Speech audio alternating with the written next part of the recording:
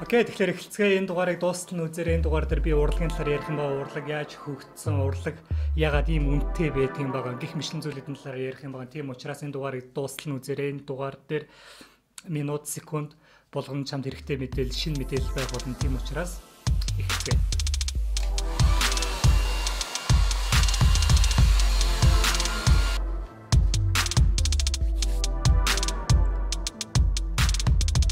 Баторч гэдэг миний хобби бол зураг дарах.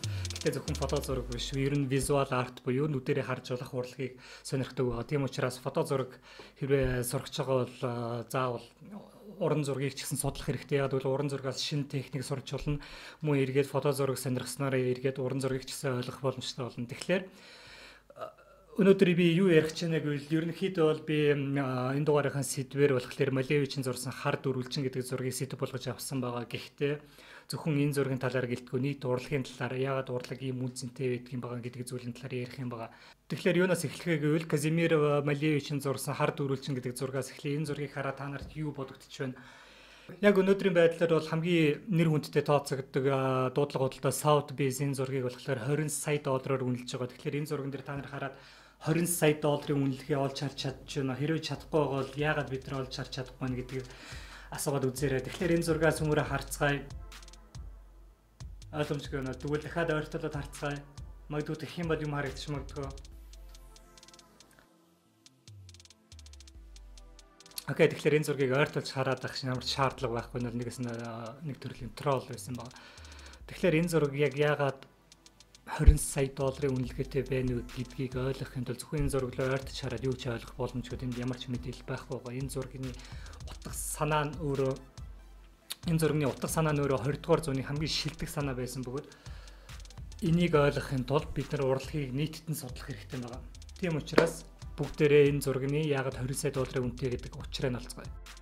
Малевич өөрөө хар дөрвөлжин гэдэг зургаа 1915 он зурж ирсэн бөгөөд энэ ерөөсөө ганц хийсэн ажил нь биш. Үүнээс гадна 2-3-ыг хийжсэн байгаа. Тэгэхээр 1923 онд дахиж өөр 3 зураачтай хамт нийлж зурж ирсэн байгаа. Мөн 1929 онд хамгийн сүүлийнх нь 1930 онд энэ нь болохоор Санкт Петербургийн Эрмитажд байгаа хувилбар юм байгаа. Хамгийн эхний үзүүлсэн энэ зураг нь болохоор 1915 онд зурж ирсэн хувилбар нь бөгөөд хамгийн эхний хувилбар нь байгаа. Энэ нь бол одоогоос 100 гаруй жилийн өмнө зурагдсан зураг байгаа. Тухайн үед Малевич маш ядуу байсан байгаа. Тийм учраас будгийн чанар муу байсан.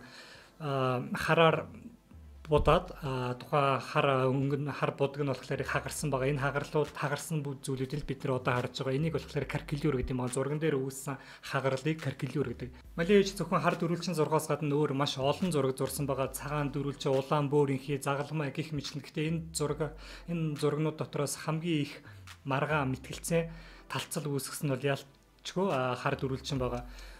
Энэ зургийн талаар маш олон тайлбар өгдөг, таамаг өгдөг. Би өөрийн Instagram story-д болон Facebook story-д маш олон хүмүүстээс асуусан. Та нар энэ хар дөрвөлжин зургийн талаар яг юу гэж бодож байна? Яагаад энэ $20 сая үнэтэй байна вэ гэдэг талаар тэрэн дотор ч гэсэн хариултуудыг хэрэг хуваагаад үзэх юм бол энэ ердөөсөө маш хүчтэй поляризац үүсгэж байгаа.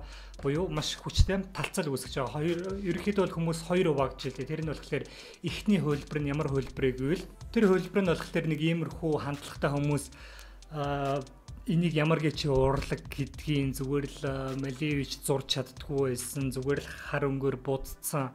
Энд ямар ч утга санаа байхгүй. Тэрийг нь бид нэр урлаг гэд хүлээгээд авцсан.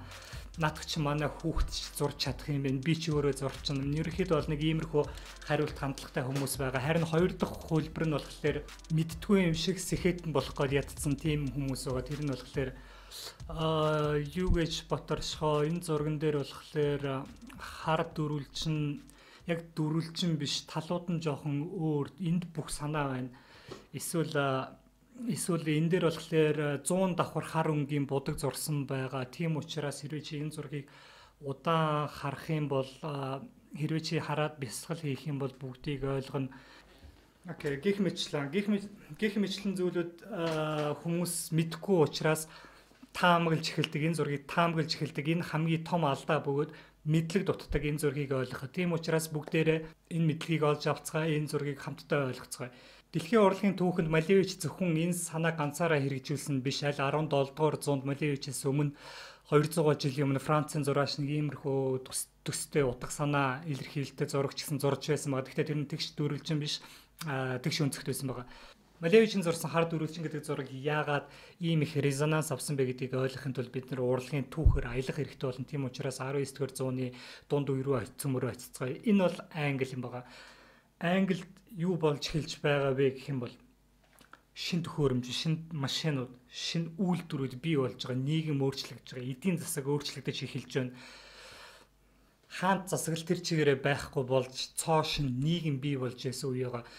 Гэвч амьдралын хэв маяг, гоо сайхны үнэлэмж гих мэт зүйлүүд яг хэвэндээ байсан. Нэгөөсөндөө хүмүүс үйлдвэр дээр өдөржингөө шинээр бий болсон тоног төхөөрөмжүүдтэй ажиллаж байгаад гэртээ ирэхлээр хуучин хэв маягтай ирдэг байсан байгаа. Нөгөө л нэг хээ угалз, нөгөө л нэг тодорхой бус хэлбэр дүрснүүд, тодорхой хэлбэр байхгүй тийм зүйл рүүгээ, тийм интерьер руугаа гэрлүүгээ буцдаг байсан байгаа. Нэгөөсөндөө нийгэм, эдийн засаг, цаг хугацаа бүх юм өөрчлөгдөж жагаад хэв маяг хэвэндээ байсан байгаа. Жишээ нь энэ зурган дээр та нар богоо харж байгаа. Энэ богоо нь хүртэл цоо шин машин механизм хэдийч өөр дээр хээ угалцсан нөгөө нэг хуучин хэв маягаас салж чадахгүй нөгөө л нэг хэлбэр дүрсэндээ баригдсан хിവэр байгаа. Нэгөөсөнд цаг хугацаа өөрчлөгдөж байдаг, хэлбэр өөрчлөгдөхгүй байсан. Яг энэ үеэр урлагт юу болж исэн бэ гэвэл нөгөө л нэг хэв маяг, нөгөө л нэг сайхан эмэгтэйчүүд, бүсгүйчүүд, нөгөө л нэг зөөлөн, гүнг, ягаан, даашинц гих мэтлэн. Нийт урлаг тэр чигээрээ яг тийм байсан байгаа. Гэхдээ би бол марахгүй мэдээж энэ зургнууд бол маш сайн зургууд, маш сайн техниктэй, маш жижиг деталуудыг харуулж чадсан чанартай зургууд байгаа. Гэхдээ ийм зураг хэдэн мянгаараа байсан байгаа. Бүх зураачид яг л нэг л хэв хэлбэрээр зурдаг байсан байгаа. Яг үл тэр үед гоо сайхны, гоо үзмжийн гоё гэсэн стандарт нь өөрөө тодорхой нэг хэлбэр байсан баг. Энэ үе зураачд хоорондоо зөвхөн техникээр өрсөлддөг бөгөөд хэн илүү гоё зурх уу, хэн илүү үсний ширхгийг нарийн нэмдэн гаргаж чадах уу гэдэг техникээр хоорондоо уралдаг байсан. Гэхдээ цаг хугацаа өөрчлөгдөд зураач нар ч гэсэн баг багаар өөрийнхөө хандлагаа ч гэсэн өөрчлөгдсөн байгаа. Илүү нийгмийн үйл явдлыг харуулсан, тэр өөрчлөлтийг харуулсан. Нэг баснда зурж байгаа зураг нь зөвхөн гоё сайхан биш, тэрнээс илүүтэйгээр үйл явдалтай болж ямар нэгэн тодорхой хэмжээний үйл явдлыг харуулж эхэлсэн байгаа. Фото зураг нь ч гэсэн энэ байдаг бөгөөд энийг репортаж буюу сурвалжлага зураг гэдэг байгаа. Тийм учраас зураач нар ч гэсэн яг тийм зүйлийг эхэлсэн. Ямар нэгэн байдлаар нийгмийн шудраг эсвэл шудраг бус гэдэг байдлыг харуулж эхэлсэн байгаа. Энэ нь юунд хүргэсэн бэ гэвэл зураач нар хоорондоо шин зүйлээр өрсөлдөж эхэлсэн байгаа. Тэр нь болохоор агуулмж буюу санаа, хэн ямар агууламж хүргэж чадахгүй. Тийм учраас зураач болгон өөрийн гэсэн шинэлэг агууламж хайж эхэлсэн байгаа. Энэ үйл явдал нь төлхөө илүү Оросд болж исэн бөгөөд харин Их Британд юу болж исэн бэ гэвэл хамгийн ихний префе элитүүд гарч ирсэн бөгөөд тэд нар зургандаа юу оруулдаг байсан бэ гэвэл илүү их өнгө, илүү гоё эмхтэй, илүү гоё ус гэх мэтлэн илүү үлгэрлүүд өхүүлсэн тийм хэв маягийг оруулж өгсөн байгаа. Эндээс ахуулаад зураач нарын зураг илүү төсөөллийн ертөнцийн рүү шилжиж эхэлсэн байгаа буюу өөрсдийнхөө төсөөллийн ертөнцийг илүү хүргэх, харуулах зорилготой болж эхэлсэн байгаа. Яг энэ мөчөөс эхлээд хуучны арга барил буюу реализм үн цэнээ алдаж илүү төсөөллийн зүйл рүүгээ шилжиж эхэлсэн байгаа. Яг энэ шинэ зураач гайхалтай шинэлэг Уильям Тернер гарч ирсэн байгаа. Тернер юу харуулсан бэ гэх юм бол хэрвээ энэ зургийг харах юм бол энэ дээр болохоор цагаан хуучны хэв маягтай хөлөг онгоцыг чирж байгаа тэр хар уураар ажилтдаг тэр шин техник төхөөрөмж чирээд явж байгаа байдлыг харуулсан байгаа. Тэгээ хаашаа чирж байна гэвэл нар жаргах үеэр хогийн цэг рүү очиж яваа. Энэ санаагаараа юу хэлэх гээд байна гэвэл цаг хугацаа өөрчлөгдөж байгаа. Тэр өөрчлөлтийг харуулж байгаа. Нэг осондоо өөрийн зурганда 70 утга санааг шингээд өгүүлсэн байгаа. Энэ мөчөөс эхлээд нэг зүйл зурган дээр нэмэгдэн. Тэр нь болохоор философи. Нэг осондоо зураач нар философи буюу өөрийн үзэл бодол хандлагаа зургандаа оруулж болох юм байна гэдгийг шинээр өөрсөндөө шинэ үүд хаалгад нээсэн байгаа. Тернерийг хийж чадсан гайхалтай зүйл нь гэвэл чиний урд өмнө харж байгааг мэдрээгүй, миний харж байгааг мэдрээгүй зүйлийг зурган дээр буулгаж өгсөн байгаа. Францад түүний нэр хүнд нь маш хурдтайгаар маш хүчтэй өссөн байгаа. Түүнтэй адилхан өөр зураач нар ч гэсэн байсан. Айвазовский. Гэхдээ Айвазовский арай бага зэрэг Тернерийг бодвол арай бага зэрэг зөөлөн байсан. Хандлага нь арай жоохон зөөлөн мэдрэгддэг байсан байгаа. Энэ мөчөөс эхлээд зураач нарын дунд шин зүйл бий болж байгаа. Тэр нь импрессионизм, impression мэдрэмж, импрессионизм мэдрэмж төрүүлэхүйц зураг. Тэр их халуун нарыг, тэр их ус, мэдээж энэ бол ус, ургамал, байгаль, дэлхий, тэнгэрийг өргөж харуулдаг байсан байгаа. Тэгэхээр салхинд найгаж байгаа тэр өвс ямар мэдрэмж төрүүлэх вэ гэдгийг өнгө будгаар харуулахыг хичээдэг байсан. Энийг импрессионизм гэдэг байгаа. Тэр зураач нар ядуу байсан байгаа, өлсөжсэн байгаа. Тэдэнд мөнгө хэрэгтэй байсан байгаа. Тэдний ойлгож байгаа зүйл нь тэд цоо шинэлэг зүйлийг хайж сурч мэдж авах хэрэгтэй мэн гэдгийг ойлгож байгаа. Тийм учраас энэ бүх сэдвийг цааш нь явуулж байгаа. Тэр нь импрессионизмаас цаашлаад экспрессионизм буюу илүү их эмоцийг үзэгчдэд хүргэдэг, илүү их мэдрэмжийг хүргэж чаддаг тийм урсгалыг бий болгож байгаа. Тэр нь экспрессионизм. Экспрессионизм гэдэг нь болохоор илүү зургаар тэр мэдрэмжийг хүргэх аргачлал нь илүү хүчтэй, илүү агрессив, илүү ууртай, илүү утсаартай тийм зүйлийг ерөнхийдөө бол хийж болно. Нэг гол жишээ нь бол мэдээж Ван Гог. Ван Гогийн амжилтанд хүрсэн шалтгаан нь ердөөсөө тэр бөгөөд өөрийнхөө зургаараа зөвхөн гоё сайхан мэдрэмж гэлтгүүгээр тэр муухай айдастай тэр санаа зовж байгаа тэр байдлыг өөрийнх нь зургаар гаргаж чаддаг байсан, өөрийнхөө амжилтын гол түлхүүр байсан байгаа. Тийм учраас Ван Гогийн зурж байсан өөрийнх нь зураг магадгүй тэр харанхууг илтгэж чадах тэр чадвар, тэр мэдрэмжийг хүргэж чадж байгаа байдал нь цэвэр өөрийн одоо бидний мэддэг Ван Гогийг тэр хүний талаарх төсөөллийг бий болгосон байгаа. Үүний араас зураач нар өөрийн гэсэн бүгд өөр өөрсдийн арга барилаа хайж эхэлж байгаа. Матис зураач шинэлэг зүйл нь гаргаж ирсэн зүйл нь болохоор юмыг хялбарчилж энгийн инээр дүрсэлж үзүүлэх тэр арга барилыг харуулж байгаа. Бид бүгдээ сайн мэдэх Пикассо гэх зураач ч гэсэн өөрийн гэсэн арга барилаа хайж эхэлж байгаа. Хэрвээ Пикассо урд нь ийм зураг зурдаг байсан бол зураач нар бүгд өөрсдийн арга барилаа хайгаад эхэлсний дараагаар Пикассо юу зурж эхэлсэн бэ гэвэл ердөө энэ вэ. Тэгэхээр яаж энэ зурагнаас энэ зураг руу шилжсэн бэ? Яг бүх зураач нар деформац мэдэрч ийсэн, өөрчлөлтийг мэдэрч байсан, өөрсдийн арга барилын төлөө тэмцэлдэж эхэлсэн байна. Тэгэхээр түүхэнд байсан алдартай зураач нарыг дүгнэхдээ тэдгээр хүмүүс зурж чаддгүй байсан гэдэг бол 100% худлаа. Тэд нар бүгд зурдаг байсан байгаа.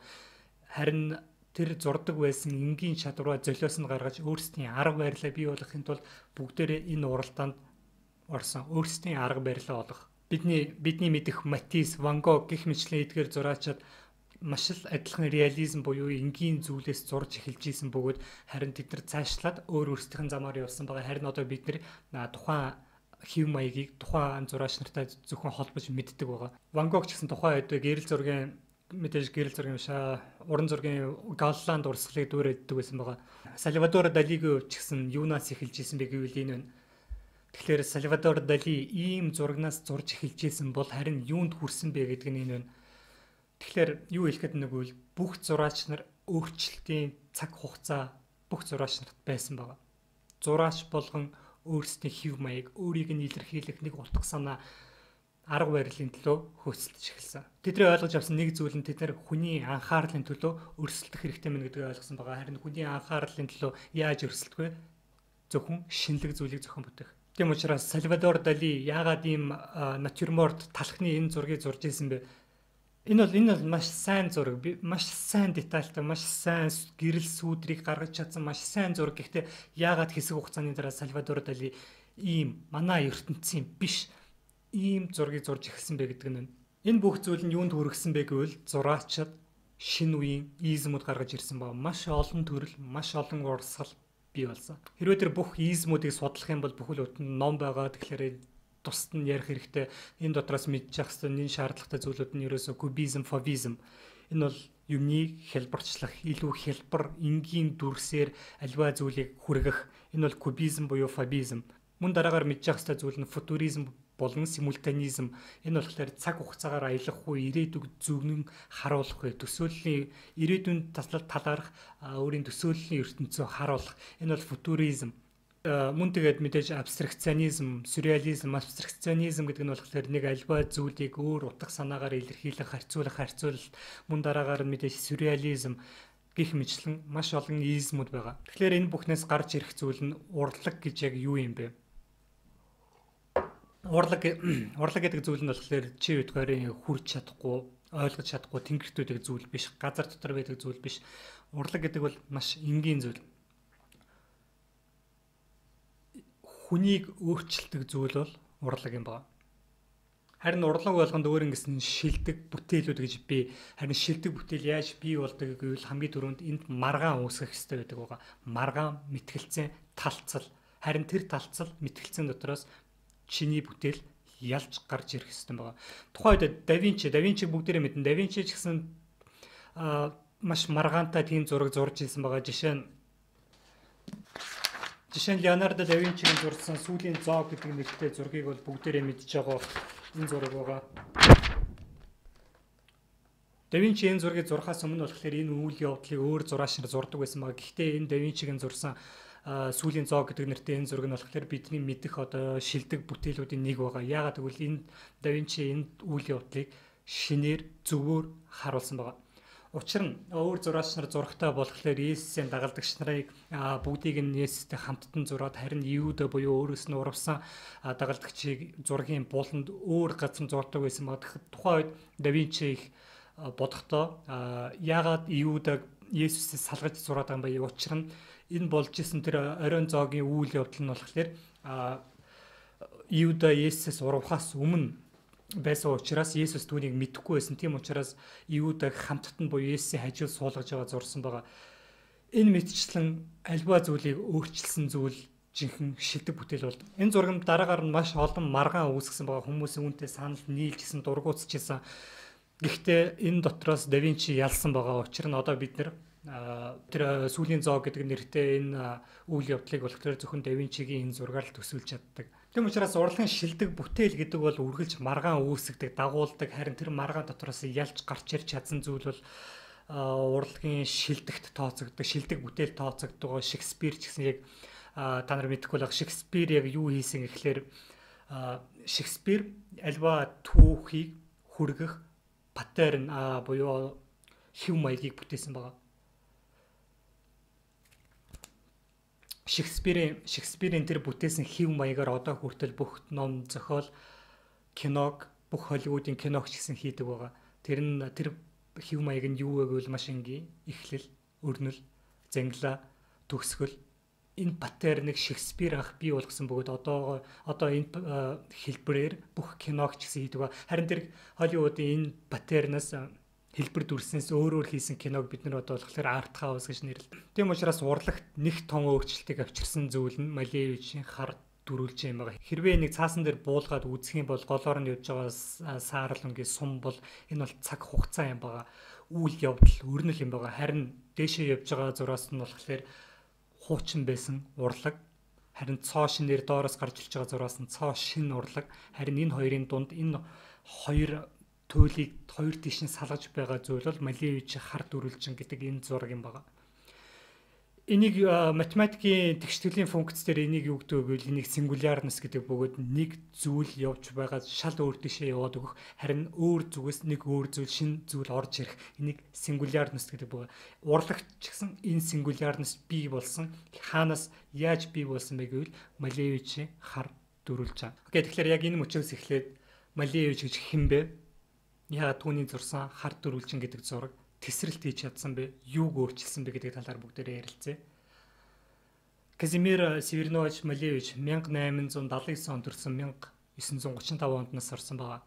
Хамгийн шилдэг бүтээлээ 1915 онд зурсан.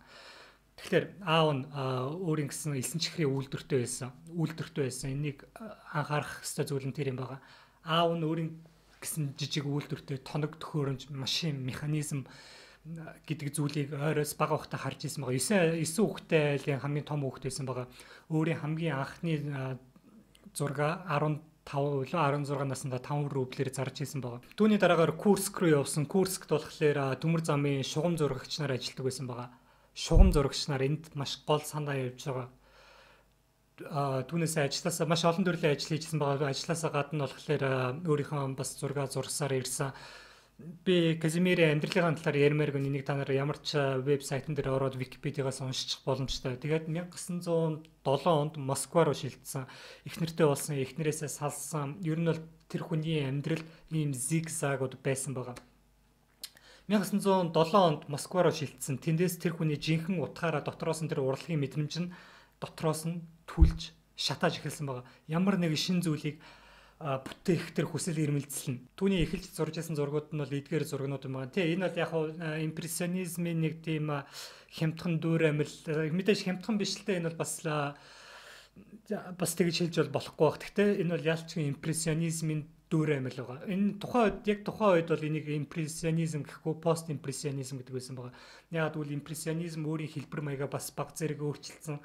Дараагийн шинэ импрессионизм гараад ирсэн. Тэрийг пост импрессионизм гэдэг байсан.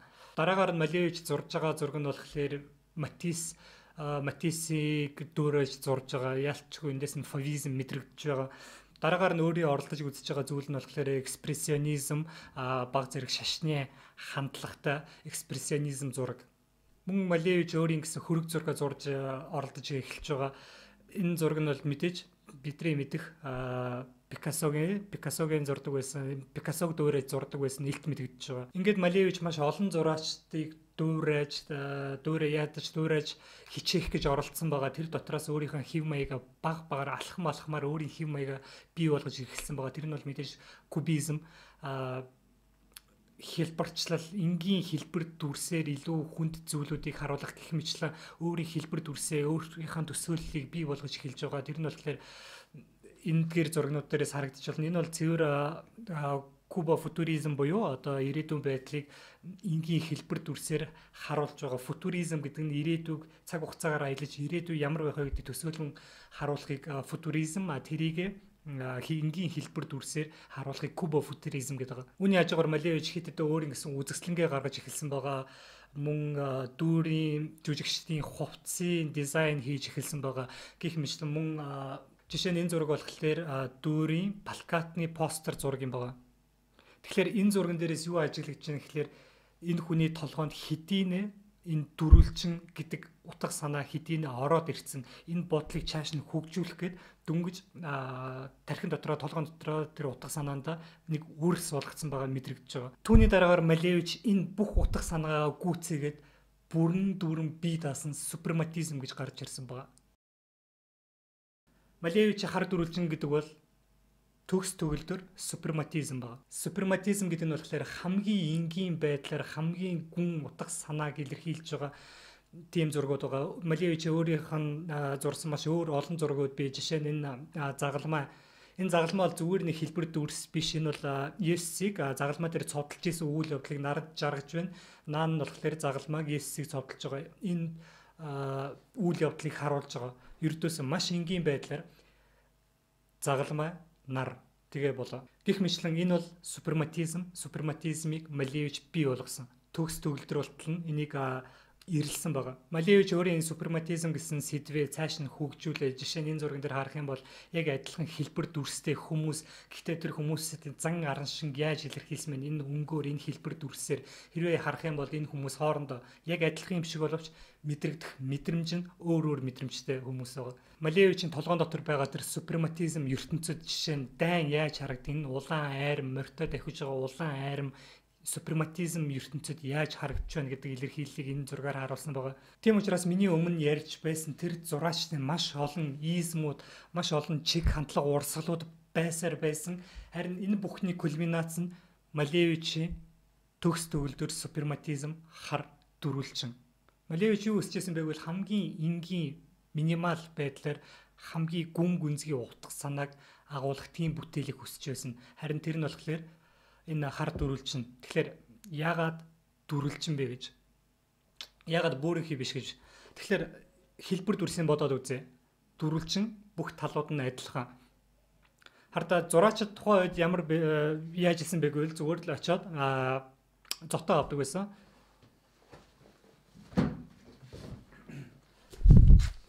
Зураачид очиод зотоо авдаг байсан. Харин дөрвөлжин болохоор бүх талууд нь адилхан. Хэрвээ тэгш хүнзэгт байх юм бол 16-г харьцах нь 9 байх юм уу, тийм ээ? 3-ыг харьцах нь 4, 1-ийг харьцах нь 1. Тийм учраас хамгийн зөв хэлбэр нь 1-ийг харьцах нь 1. Хааш нь харуулсан ч яаж ч харуулсан дөрвөлжин. Ойлгож байна те? Яагаад хар гэж? Бүх өнгийг холих юм бол хар өнгөл гарна. Ногоон байвал ямар нэгэн юмны илэрхийл, цэнхэр байвал тэнгэрийн илэрхийл гих мэтлэн. Тийм учраас бүх өнгийг холно, хар өнгө гарна. Жишээ нь дөрвөлжин биш, ягаад бөөрийнхий байж болоогүй юм тийм ээ? Ямар нэгэн үнцэг байхгүй бөөрийнхий. Гэхдээ бодоод үзлээ. Энэ зотонд бөөрийнхийгээр хийхийн тулд ямар их хэцүү байх байсан бэ? Яг тэгшин дөрвөн мод аваад хадчих юм дээр бөөрийнхий болгохын тулд заавал тэр хэдэн градусаар радиустай байх вэ гэдгийг бодож олох хэрэгтэй. Ямар нэгэн байдлаар илүү ажиллагаа орох хэрэгтэй. Тийм учраас Малевич энэ бүхнийг харин ч хассан. Хамгийн гол санаа нь энэ бүхнийг хасах байсан. Тийм учраас хамгийн суперматизм зүйл нь дөрвөлжинг сонгосон. Хамгийн суперматизм өнгийг сонгосон нь хар байсан байгаа. Тэгвэл ягаад дөрвөлжин зотон дээрээ зүгээр хар өнгийн цэг тавьчих болоогүй. Хэрвээ цэг тавих байсан бол тэр дөрвөлжин зотонгийн хаана тавих вэ? Баруун дээд буланд нь зүүн доод буланд нь голд нь гих мэт ингээд сонголт гарч ирсэн. Энэ сонголтыг Малевич хассан. Тийм учраас нийлэнхийд нь хар өнгөөр будсан байна. Магадгүй ягаад тэгвэл цагаан өнгийн зотон чигээр нь үлдээчихгүй гэж бодож иж магадгүй. Тэгэх юм бол зураачийн оролцоонд байхгүй болчих байсан. Яг тэгвэл тухайн зүйл чинь бүтээл байх хэвээр. Тухайн зураачийн оролцоо байх хэвээр. Хэрвээ чи зүгээр цагаан өнгийн зотон үлдээсэн бол тэнд бүтээл байхгүй. Тэгэхээр бүтээл байлгахын тулд ямар нэгэн байдлаар зураачийн оролцоо байх хэвээр байсан. Оролцоо нь ямар байх хэвээр байсан бэ гэвэл хамгийн минимал хэлбэрээр ямар ч сонголтгүйгээр. Тэгэхээр Малевич нь хар дөрвөлжингээ зурсан байгаа. Энэ дөрвөлжингийн утга санаа нь одоо бидний ярьдаг минимализм гэдэг байгаа. Энэ бүх зүйлийн эхлэл байсан бөгөөд төгс төгөлдөр суперматизмыг бүтээсэн байгаа. Инээс өөр ямарваа нэгэн зүйлийг бодож олох ямар ч боломжгүй. Өөр хэлбэр сонгоод үз. Боломжгүй. Өөр өнгө сонгоод үз. Боломжгүй. Гэх мэтлээ. Тийм учраас урлагийн хөгжил жинхэнэ сингулярнаас жинхэнэ тесрэлт авчирж цоо шин зүйлийг эхэлсэн байгаа. Малевич өөрийнхөө энэ зургаараа бүх утга санааг теслээд бүх зүйлийг дахиж шинээр эхлэх утга санааг агуулсан байгаа. Тэгээд яг үндэж бүх зүйл шинээр эхэлсэн. Бүх зүйл шинээр эхэлж юмд хандах хандлага бүх зүйл өөр болсон байна. Энэ тэр хүний зурсан зураг өнөөдөр бидний амьдралд хэдийнэ ороод хэрэгжсэн өдөр тутамд байдаг зүйл. Энийг би тайлбарлая.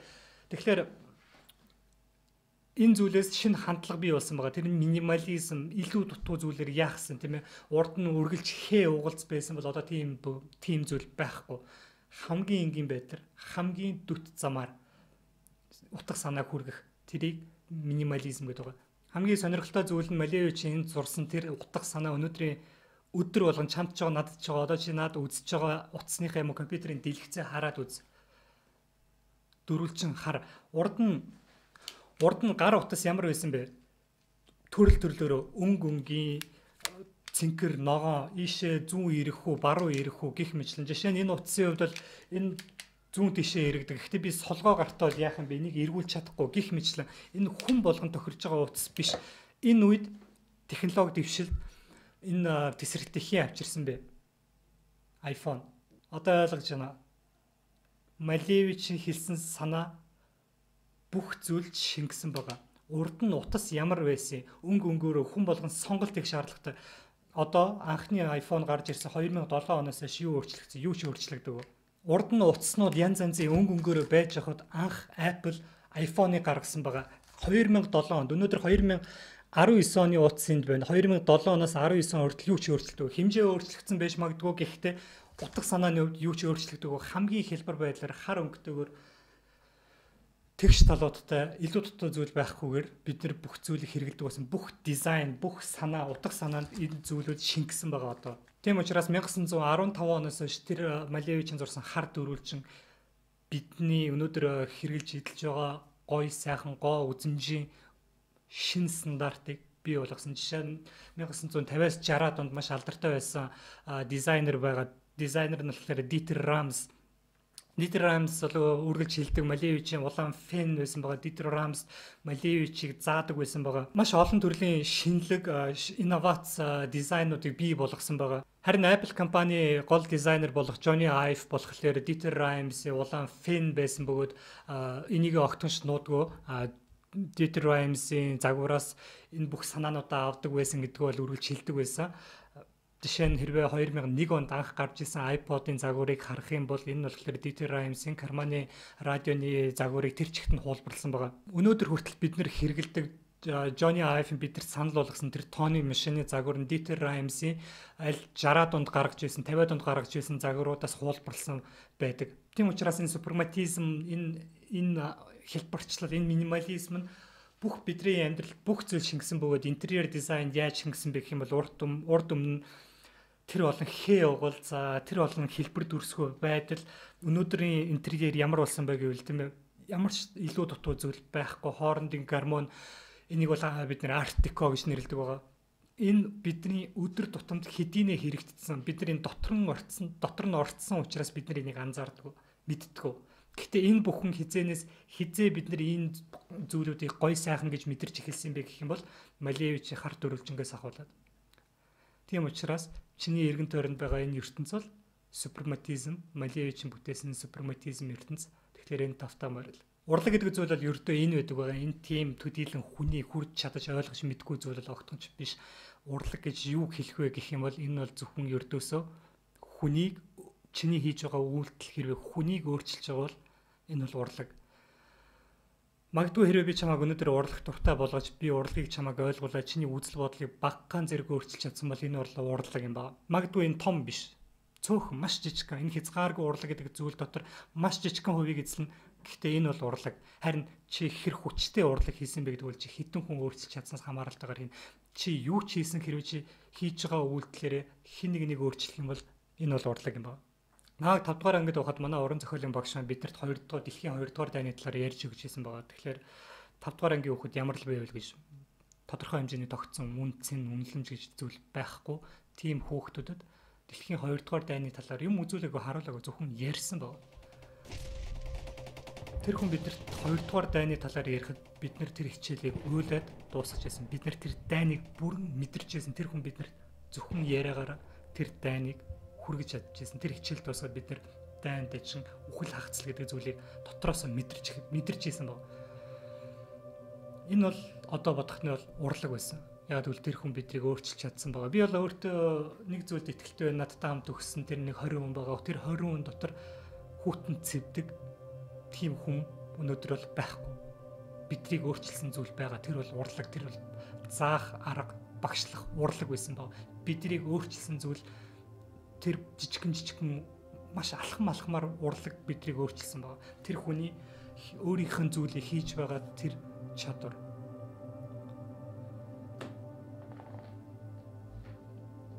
Тийм учраас хийж байгаа бүх зүйлийг урлаг болтол нь хийж чадна. Өнөөдөр бид нар мэдээллийн 90 зуунд амьдарч байгаа. Гэхдээ өдөр болгонд маш олон мэдээлэл ирдэг. Бид нар мэдээллээс зочиртгой болцоо. Одоо бидэрт мэдрэмж хэрэгтэй. Жил болгон тамхинаас олж 5 сая хүн өгдөг гэдэг мэдээллийг бид нар сонсоод гашуудж байна. Уйлж байна. Үгүй бид нар энэ талаар юу ч мэдэрх. Улсын их хурлын гишүүд хэдэн тэрбумаар нь хулгайлсан гэдэг бид нар энэ мэдээллээс бид нар цочиртгой болцсон. Тийм учраас биднэрт мэдрэмж хэрэгтэй. Чи хийж байгаа зүйлээ хүнийг өөрчилж чадна гэдэг итгэл үнэмшилтэйгээр дүүрэн хийгээд чи мэдрэмж өгч чадахгүй хэмжээнд чи юмаа хийж чадчихвэл энэ бол чи урлаг бүтээлц чинь чи урлагийн маш жоох хэсэг. Гэхдээ чи урлагийн нэг хэсэг болох болно. Энэ дугаарыг энэ хүртэл хамтдаа надтай хамт байсанд маш их баярлалаа. Хэрвээ би чиний үзэл бодлыг маш багч болтгой өөрчилж чадсан бол энэ бол миний хийж байгаа маш жоохон урлаг. Баярлалаа. Дараагийн дугаартаа уулзцгаая.